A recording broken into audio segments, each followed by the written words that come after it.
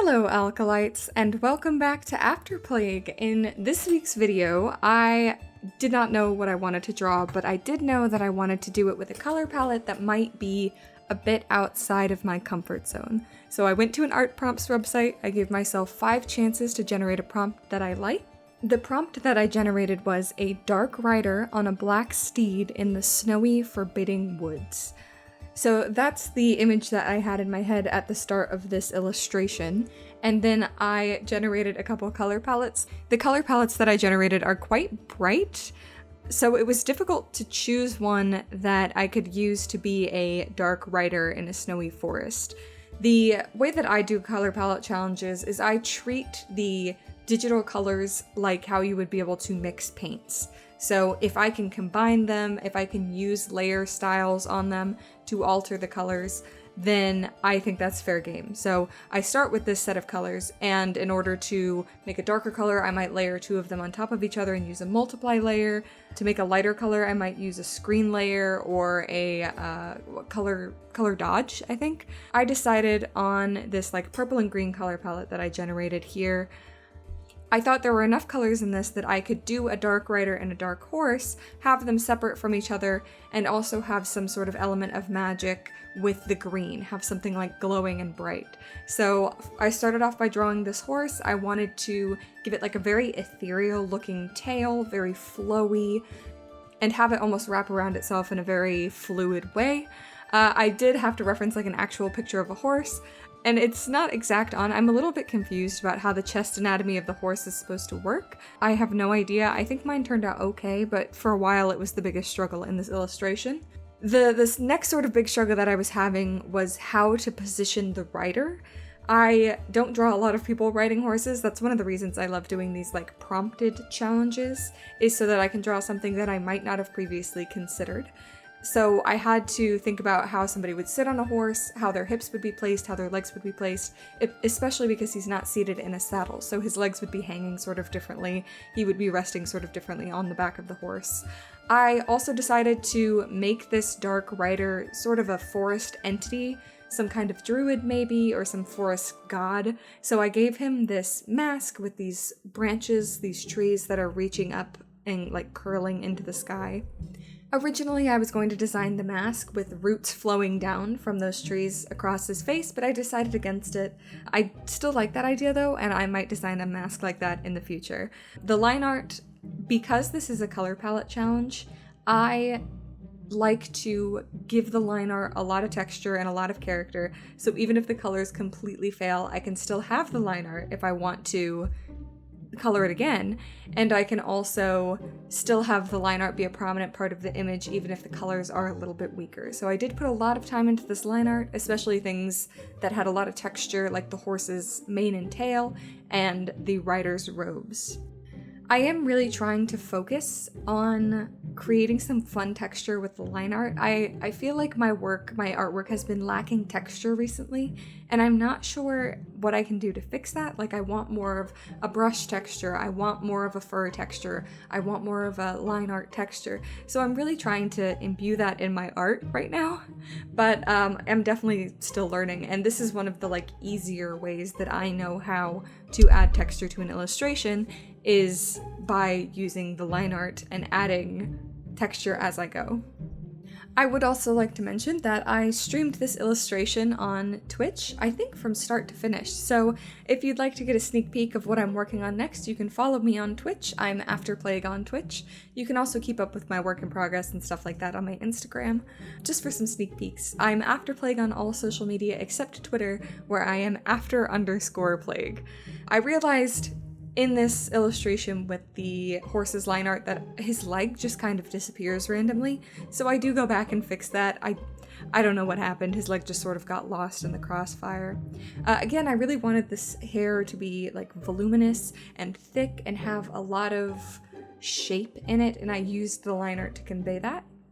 I think eventually I might try one of these color palette challenges where I try to do it without line art, because I think that would be a really interesting challenge. It's just I'm not sure how well that would go. I'm sure that would be very interesting, I'm sure that would be fun to watch, and a bit of a nightmare for me to make. I think that utilizing prompts for artwork is incredibly fun. I love prompt-based art challenges like Inktober. I think is very fun, especially when there's community involved. You get to see what everybody made with the same prompt. So I do that a lot on my own time, where I'm either using a prompt that's been generated or using a color palette and seeing what that inspires in me. I feel like often it pushes me out of my comfort zone of what I would normally draw and forces me to try something new, to draw something I might never have considered before. Like, I don't know if I ever would have drawn a horse if if I hadn't gotten this prompt, mostly because I would have been nervous. I would have been like, well, why would I draw a horse and risk it not looking good? Because, you know, I've never drawn a horse before, I don't know horse anatomy. Why would I do that when I could just draw something that I know would look pretty good? So I'm actually quite happy that these prompts pushed me out of my comfort zone, and I liked some of the other ones as well. Some of the other prompts were like a soldier with his canine unit, there was like an elf drawing a bow, all these like really fun, interesting things to draw that I would love to try again in the future. So I could imagine this becoming a series on this channel where I generate a prompt in a color palette and draw based off of that. So again, right now I'm working on the line art, especially of the mask at the moment. I wanted to create this really nice wood texture with the mask, so I go in later and I make the tree branches look very gnarled. It's something I learned recently from a fox drawing that I did, which unfortunately didn't make it onto YouTube, but you can see on my Instagram. I did this really fun style of bark with the trees, which has always been a struggle for me. I hate drawing bark on trees, but I love this method of it. I think it looks so interesting and fantasy-esque. So I did that, and then I also added in a more wood board texture, like a sanded wood texture with the knots in more of a two-dimensional space, and the rivers? The lines in the wood. I know there's a name for them, but I can't remember it right now. This cloak was also a special challenge. I thought it was really interesting to try and have something so loose hanging from his arm. I draw clothing quite a bit, but I have a hard time still thinking about clothing in a 3D space, so I really had to like look at a lot of references, specifically of Roman statues, I think, to see this sort of drapery in action. And I think it turned out looking pretty good. I think there are some folds that don't quite make sense, but art is all about illusion, and I think it makes the illusion of sense. This hand was really confusing for me, but I think it turned out really good. I was trying to find a direct reference and I could not find one. So essentially I just kept working it in my brain until it made sense. I think maybe the pinky is a little bit small compared to the other fingers, but overall I think the hand looks really good. I'm gonna continue flexing my ability to draw hands for my entire career. So yeah, you can see here that I'm adding in that wood texture, the sliced wood texture to the mask, and then I've been trying to color differently recently, you know. I used to like outline it and then fill it in with a paint bucket, but more often I've heard that you're supposed to use like a clipping mask. However, there was something really weird going on with my clipping masks in this illustration, and I'm not sure if it's a bug, if it's a common thing. I have no idea. So basically, I would draw on top of the clipping mask, and the color wouldn't be dark enough, but I would unclip the layer, and it would be a completely different, darker color. I have no idea what was happening. I'll have to go in and investigate, but it was like, it was a huge bummer to try and do that. Luckily, I had all of these pieces on separate layers, so I could just select it, invert it, and delete the stuff that was on the outside of it. But man, it was a headache. Oh, I also want to mention, this is totally on accident, but when I was coloring the horse with the initial colors from the color palette, she looks like Pinkie Pie. So I had to go in and edit that and make it so that the horse did not look like Pinkie Pie, because I was like, no, I can't have My Little Pony in my illustration, no. Not unintentionally, at least. If I'm going to do it, I at least have to put my whole chest into it. So you can see that I like to layer these colors on top of one another in order to create a wider variety of colors. So instead of just having, 5 colors, I think this illustration ends up with probably 20, but using all of the base colors and just mixing them and matching them in different ways. I decided to give both the horse and the rider these glowing green eyes. I thought that would add some really fun lighting to this otherwise pretty dark illustration, and it would show that they're like connected in some way. I like to think that the horse and the rider can sort of communicate, that the horse isn't just an animal, he's not a sidekick, like a steed, whatever, but that the green eyes show a connection between them and also some level of magic between both of them. For the shading, I started out with a cell shading style, and then I went in and softened the edges. I tried a few different blending brushes and didn't like any of them, so I just used a nice soft round brush to soften up the edges. I also wanted to add this sort of cool glowing effect to the horse's hair where it went a little bit of that like green right at the ends. So that was really fun, and I think it turned out looking really good. The eye, I wanted to do a whole bunch of different layers of this green to really emphasize the fact that it was magical and glowing, as well as to give the eye some added depth. So this is the issue that I was talking about with the hair, with the clipping mask. It happened especially on the hair. You can see that I keep trying to color over it, and it's just not getting any darker. And at one point, I even took like black and tried to color over it, and it did not work. So I don't know what's going on with the clipping mask. You can see that blue is actually the color I was drawing with. It's just when I did the clipping mask, it went lighter. I don't know if that's something that Photoshop does. I didn't think it did that. Photoshop just had their 2023 update, I think, so I don't know, maybe there's a bug going on or something, but it was really, really irritating. The hair was quite challenging because I was trying to color it in a way that gave it volume without conflicting with any of the already existing line art. I don't regret the line art. I think the line art was a good idea. It made the hair look more dimensional without me having to spend a long time painting. But yeah, it was a bit of a challenge to shade without conflicting with the other colors.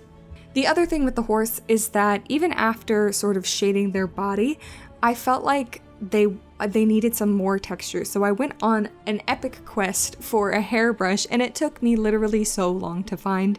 If you were on stream, it took me like 25 minutes to find a decent hairbrush. And even then, I don't love it. It's fine. It adds some texture, you know, but gosh, it was such a, it was terrible to try and find a good hairbrush. So you'll see that at the end I go in with this hairbrush, but I added in the glow from the eye. I added in like a nice rim light on the pieces of hair that would be affected by it. Ooh, did you hear that jangle from my dog?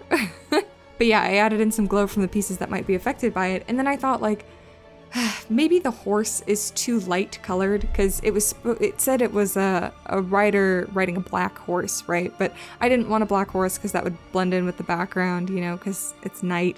I don't know, it was just a lot of dark colors in the scene, so I was constantly fighting to get some level of contrast in there.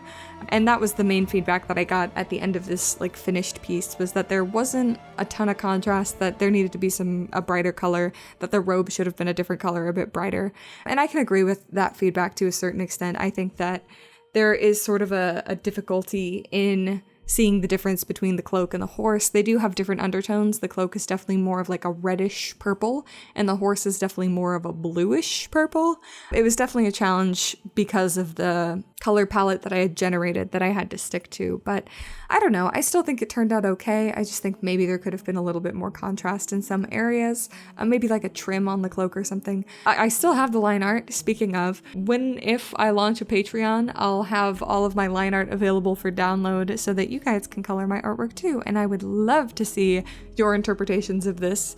That would be fantastic. But yeah, I still have the line art, so if I want to go through and color it again, try again, I can definitely try again. The other thing that I had to look into near the end of the illustration was that the forest was specifically described as snowy. So I had to look into a snow brush, and I also had to figure out how I would lay the snow on the trees.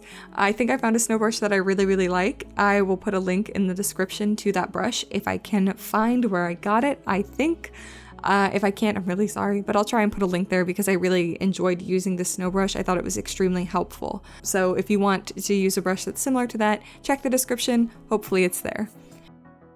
Right now I'm just shading the skin. I like this sort of blue skin tone. It implies that the light is blue, but I also think it looks a little bit supernatural and kind of creepy. And I added a bit of a desaturated purple. It's the same purple that's on his cloak to his fingertips to make it look like maybe he's been performing dark magic, sort of inspired by the Marvel Cinematic Universe. When Wanda and Agatha use the Darkhold, their fingers go black. I was inspired by that, so I did that. I figured it sort of indicates that this person's maybe a magic user. And then I added in a gradient on the trees to make them go to like this light blue color at the tip, just to give them some variation. And I also went in with this really grungy brush on the wood after I finished the rest of the shading. Sorry for bonking my pop filter, but I went in with a grungy brush to add a bit more like dirt wood texture. I think it looks really cool. I really like the way the mask looks. And then I just colored the eye the same way that I colored the horse's eye, trying to give it that glow as well, and going through and adding like a rim light on the fingers, some glow on the face, that kind of thing. As far as final touches go, you know, I really like this tree in the background. I think it sort of frames them and silhouettes them in an interesting way, and I really wanted to make it like gnarled and look like wintry. You can see that fur brush that I added in. I think it's kind of strange, but it adds a little bit of texture to the horse. I'm divided on whether or not I like it, and whether or not I'll continue to use it in other pieces. For the snow, I did a couple layers. I did one background layer and then blurred it with a Gaussian blur and a little bit of motion blur. And then I did a second layer in the back, and then I did one layer in the front with a heavier blur so it looks like it's towards the camera. I tried to sprinkle some snow on the rider and the horse's mane to really make it actually look like a part of the environment, and then I went in and painted these like snow drifts on the trees, concentrating it in areas where the tree is like cupping the snow. So anyway, that's pretty much the end of this piece. If you liked it, leave me a like and subscribe. I put out new videos pretty much every week. Oh, I forgot I added steam to his nose, but yes, I did that. So yeah, if you liked, leave a like, subscribe if you'd like. You can follow me on all my social medias. I am AfterPlague on Twitch, Instagram, TikTok, and after_plague on Twitter. Have a lovely day, and I hope you survive this post-plague world.